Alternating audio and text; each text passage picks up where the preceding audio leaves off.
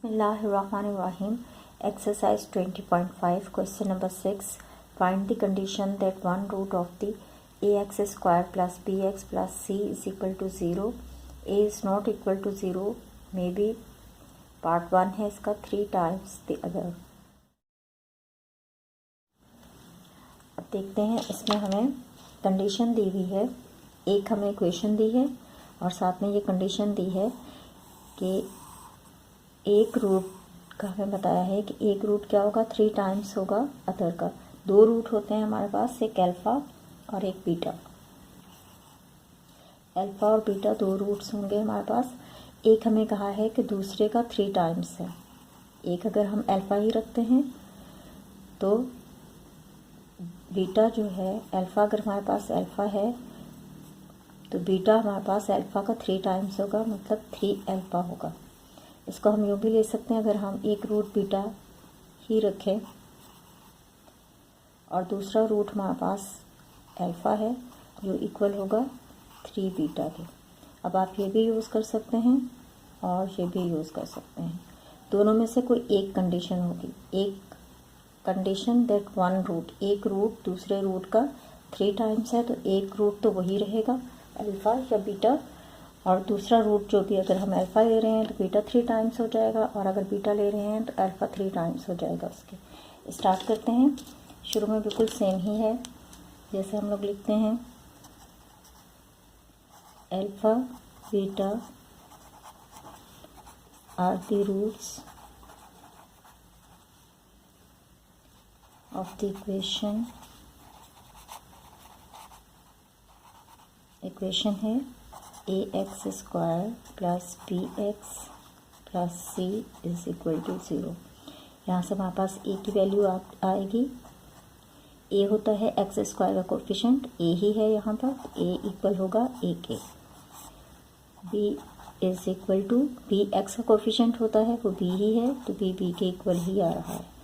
और c is equal to constant term, तो c ही है तो c is equal to c. A के इक्वल है, बी के इक्वल है और सी के इक्वल है.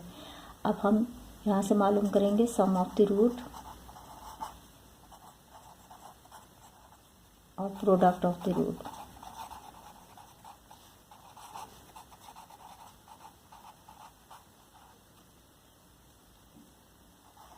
अल्फ़ा प्लस बीटा हमारे पास होता है सम ऑफ द रूट और इसके लिए फार्मूला है -b/a. और प्रोडक्ट ऑफ रूट हमारे पास होगा, रूट्स हैं अल्फ़ा और बीटा तो इनकी प्रोडक्ट इक्वल होती है. फार्मूला हम यूज़ करते हैं c/a. अब इसके अंदर हम पिछले क्वेश्चंस में वैल्यूज़ पुट कर रहे थे, माइनस की साइन रहती है और b की जगह हम b की वैल्यू रखते हैं, वो b ही है तो यहाँ पर सेम ही रहेगा, हमें चेंज कोई नहीं आएगा. a ही है तो यही वैल्यू आएगी. इसी तरह से c की वैल्यू c ही है और a की वैल्यू a ही है तो सेम ही हमारे पास आएगा, इसमें कोई चेंजेस नहीं आएंगी. अब इसे हम ले लेते हैं इक्वेशन 1 और ये ले लेते हैं इक्वेशन 2.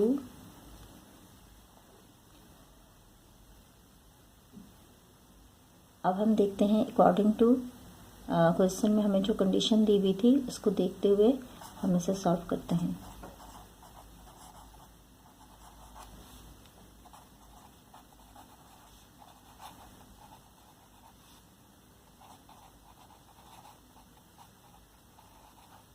कंडीशन हमें क्या दी हुई है कि एक रूट हमारे पास, मैं अल्फ़ा को अल्फ़ा के इक्वल ही ले रही हूँ, एक रूट हमारे पास अल्फ़ा है और दूसरा रूट बीटा जो है वो इक्वल है इसके 3 टाइम्स के. 3 टाइम्स का मतलब है इसको 3 के साथ मल्टीप्लाई कर देंगे तो दूसरा रूट हमारे पास आ रहा है beta is equal to 3 alpha. अब हम इसका सम और प्रोडक्ट मालूम कर लेते हैं इन रूट्स की. तो हमारे पास सम होता है अल्फ़ा प्लस बीटा इक्वल होगा,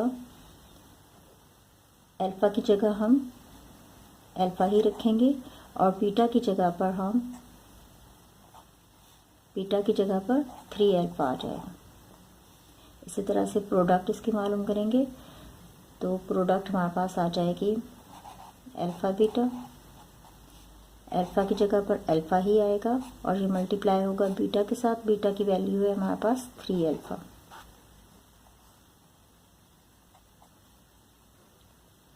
प्लस करेंगे, यहाँ पर 1 है, यहाँ पर 3 है, तो ये प्लस होके 4 हो जाएगा और बेस सेम ही रहेगी। तो 4 अल्फ़ा हमारे पास आ रही है वैल्यू अल्फ़ा प्लस बीटा की, मीन्स इनका सम लेंगे तो हमारे पास आएगा 4 अल्फ़ा। इसी तरह से यहाँ पर देखें 3 1 से 3 और अल्फ़ा है यहाँ पे, तो अल्फ़ा का स्क्वायर हो जाएगा। मल्टीप्लाई जब होता है तो इनकी पावर प्लस होती है, अल्फ़ा की पावर 1 है, यहाँ पर भी 1 है, 1 + 1 अल्फ़ा की पावर हमारे पास आ जाएगी 2, और ये वैल्यू है अल्फ़ा बीटा की, प्रोडक्ट हमारे पास इसकी आ रही है 2। इसे हम कह लेते हैं इक्वेशन 3 और ये हमारे पास हो जाएगी इक्वेशन 4।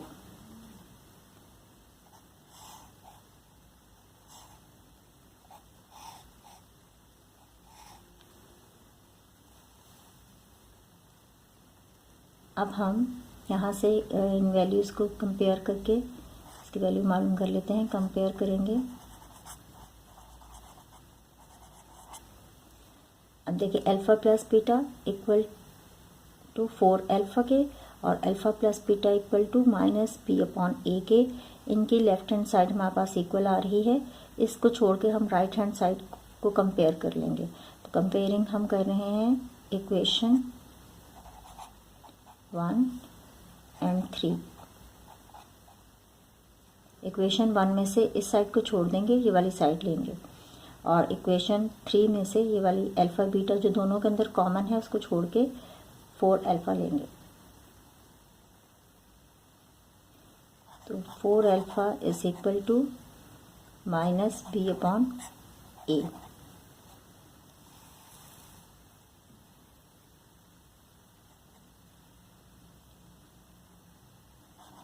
अल्फ़ा यहीं रहने देते हैं, 4 यहाँ पर मल्टीप्लाई हो रहा है, इस साइड पर आएगा तो डिवाइड होगा, a मल्टीप्लाई बाय a के साथ मल्टीप्लाई होगा और b के साथ डिवाइड होगा।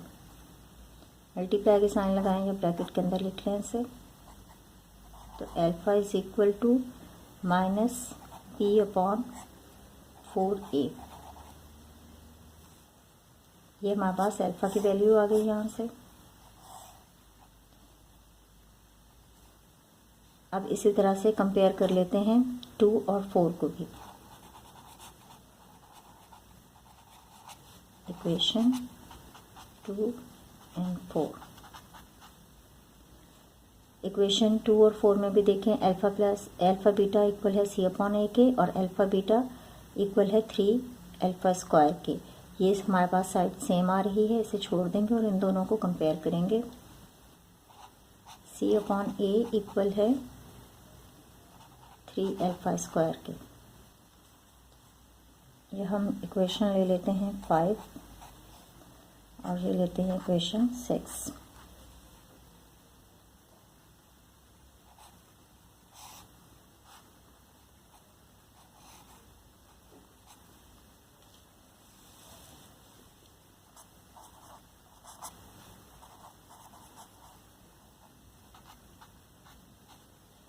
इक्वेशन 6 के अंदर हम अल्फ़ा की वैल्यू पुट कर देंगे।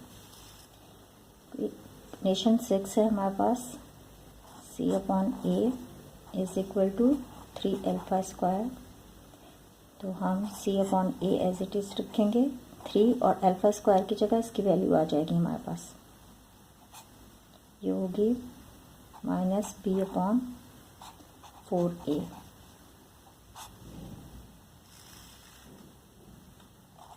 थ्री मल्टीप्लाई हो रहा है अंदर, plus minus -3b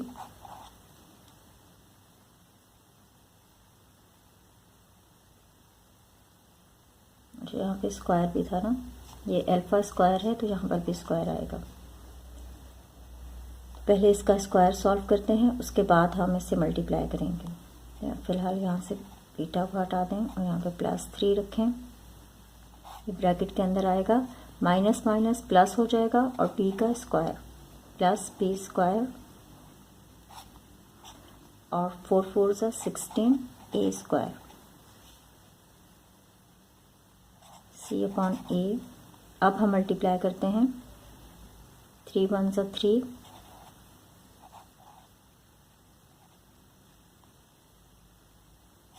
upon 16a²।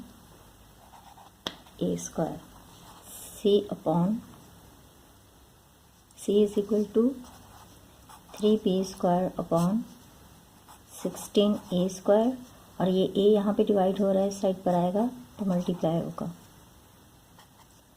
C is equal to 3b² upon ये एक इस एक a से कैंसिल होगा, यहाँ पे a² है तो हमारे पास बाकी एक a बच जाएगा। अब हम इसे अगर क्रॉस मल्टीप्लाई कर देते हैं तो जो हो जाएगा 3b² is equal to C यहाँ पर आएगा, इसके साथ मल्टीप्लाई होगा तो 16ac। ये हमारे पास इसका आंसर आ रहा है। यहाँ पे हमने क्रॉस मल्टीप्लाई किया है।